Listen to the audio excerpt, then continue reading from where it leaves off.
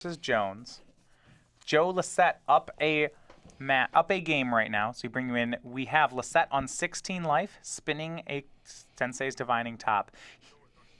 He's got Snapcaster Mage in play, but we look at Kevin Jones' side, and there's some pressure. Snapcaster Mage of his own plus Deathrite Shaman. There's a Pithing Needle naming Engineered Explosives as well. You're probably thinking, how is Joe spinning his top when there's a needle on the battlefield? That was my first thought. A needle not quite null rod. That's great. Normally, the first needles, you always need needle top here. It's interesting to see the board that led to here. Mm-hmm. Yeah, I'd be curious to see the early stages of this game. Though what's happening right now for the Miracles player, having top on the battlefield is just a huge advantage in any kind of Blue Mirror and Legacy. And this, on the topic of huge advantages, here's Jace the Mind Sculptor. Joe Lossett going to go for Jace the Mind Sculptor. Looks like it's going to work here as well. He'll Brainstorm. Has one card in hand, draws up to 4, we'll put 2 back. Some fights earlier here that happened in the game. You see a couple Swords to Plowshares, actually 3 Swords to Plowshares from Joe. That's great in the matchup. Yeah. A Moat looks like it was countered as well, or thought seized rather. And one thing about Grixis Delver is that Kevin is not presenting any kind of threat that can't be hit by Swords to Plowshares. There's no Nimble Mongoose that you'd see in Temur Delver, and he's playing no copies of True Name. Oh, yeah, he has 2 True Nemesis. I apologize. He hasn't presented one yet, So though. Jones is going to Abrupt Decay down at the Snapcaster Mage and try to attack Jace for 3. He wants to get that Planeswalker off the board. But Joe looks like he might have a response.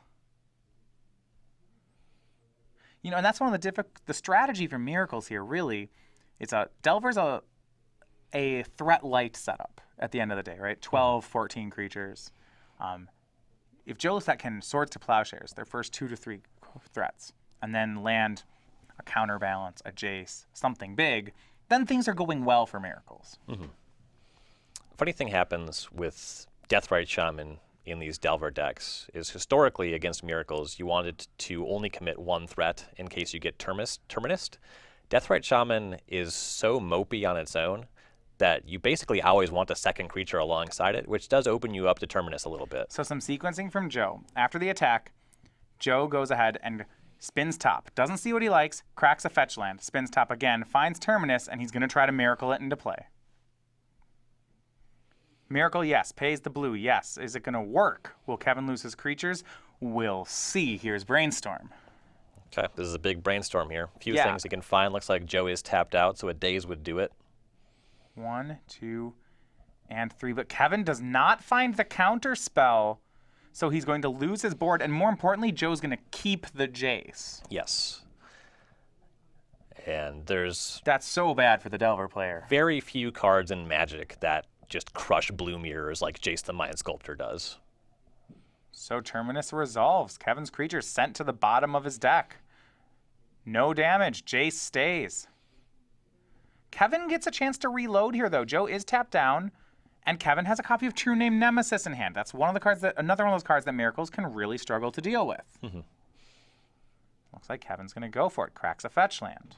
Yeah, that puts a lot of pressure on Joe to find another copy of Terminus. Well, yeah, if you want to get rid of Jace, right, Joe could draw a card, Brainstorm with the Jace, and just not find an answer to True Name. Mm-hmm. That is not unreasonable. And with that Pithing Needle on Engineered Explosives, Joe loses that out to True Name Nemesis. So he's drawing pretty slim here. Yeah, he has 2 copies of Moat in the sideboard, but one of them's already in the graveyard. Mm-hmm. If he can stick the other one, you know, Moat plus Jace is getting very close to a lock in this matchup. Yes, then Kevin is pretty much just drawing to Delver. Well, he plays Deathrite Shaman also and passes. Joe will draw. It's going to be the Sensei's Divining Top he put there. Top and Brainstorm in hand. He's got to decide how does he want to sequence. He'll start with Brainstorm. Finds Vendilion Click. Best case scenario for Joe is if he's able to make a Terminus happen this turn, but he doesn't want to use the Jace to Brainstorm to try to find that, because if the Jace is vulnerable to True Name Nemesis, he would rather just be able to use the +2 on this turn. Yeah, because Deathrite Shaman, it can make Joe lose 2 life, but it doesn't deal 2 damage. So if Jace goes up to 5, Kevin is unlikely to be able to kill it this turn. Mm-hmm. And that's what Joe's going to do. He pluses targeting himself, puts his top card to the bottom, I like this a lot. Yeah, This it's a is cool smart. combination with Brainstorm. Gets to put a card on top and then scry it to the bottom. Yeah, Sensei's Divining Top's the play, and then he passes. So he's going to get to look what he put back 2 cards there. So he only really knows the top card of his deck right now. Top will let him look at 2 more. He'll get another draw next turn. That's 3. Jace will take him 2 more deeper. So he has 5 looks at an answer to True Name Nemesis. And you see there, on during draw step, Joe went for a Vendilion Click. Kevin drew Counterspell, countered it outright. I enjoy seeing a counterspell be cast. You don't see that one too much anymore. A swing puts the Mind Sculptor down to 1 loyalty, and Kevin will play the last card in his hand. It's a copy of Delver of Secrets. If Joe can find Terminus here, it's probably lights out.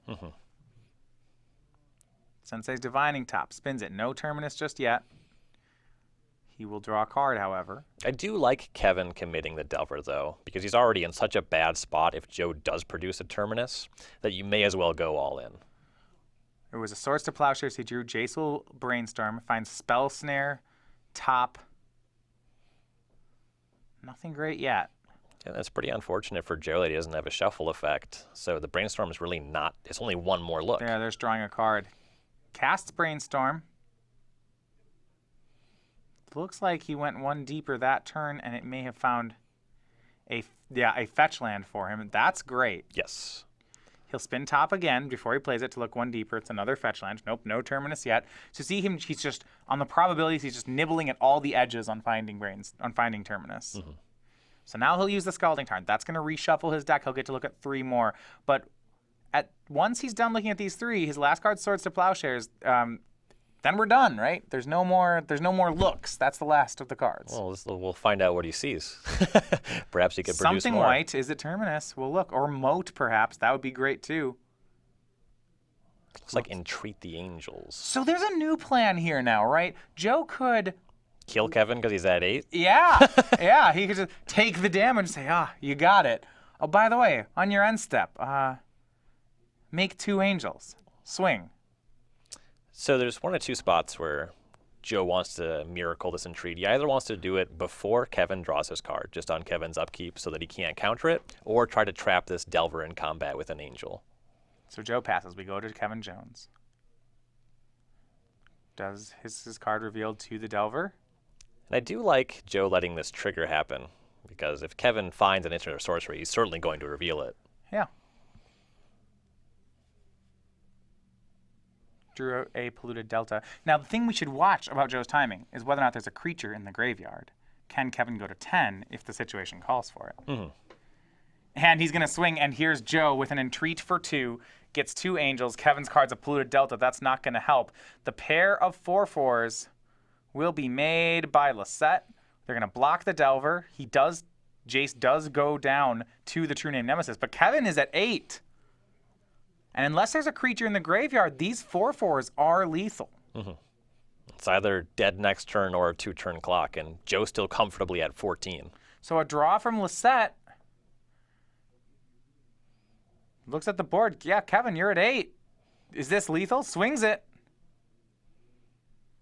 It looks like there is a creature.